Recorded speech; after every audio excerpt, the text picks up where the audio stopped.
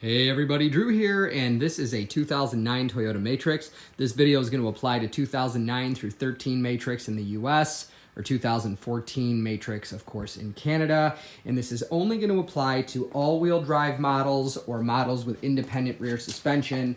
And I want to apologize in advance. This is not a detailed walkthrough. I'm like more than halfway through the job, and I didn't start shooting footage until after, but I just wanted to tell you guys these rear struts are a nightmare. So first and foremost, all of the the cargo mat, and then there's a whole bunch of storage underneath. It's a bunch of 10mm nuts and bolts. They're on this side here. This side. The big thing is once you get all the nuts and bolts out of these big side things and you unsnap this one here, it just pops off. You start popping these out in the back, and if you wiggle them kind of up and down when you do, they're going to start separating from the black one over here.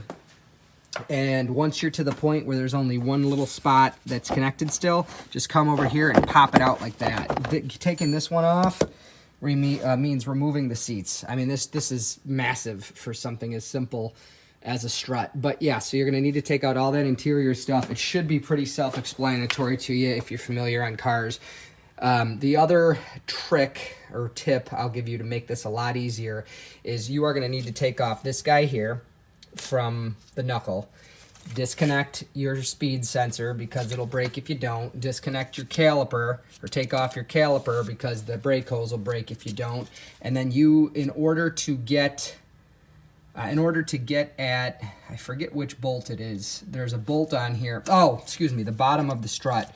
In order to swing it out, because it's not easy. I'm using a floor jack to control the height of my knuckle against the spring and whatever. In order to swing this out, taking out this caliper slide pin is very, very helpful.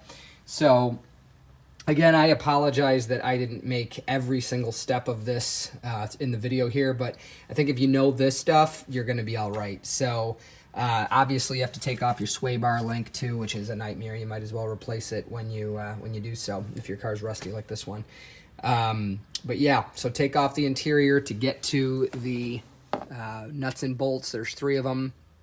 Or excuse me, they're just nuts. One, let me see if I can show you exactly. Here, again, it should be self-explanatory if you know your way around cars, but you could see one right there, and then there's 2 there. Take those out. On the other side, I used a 22mm box end wrench and a plastic dead blow hammer to start getting the 22mm bolt head loose on this one because I didn't have good a good angle with the hammer. I didn't want it to fly up and whack the gas tank.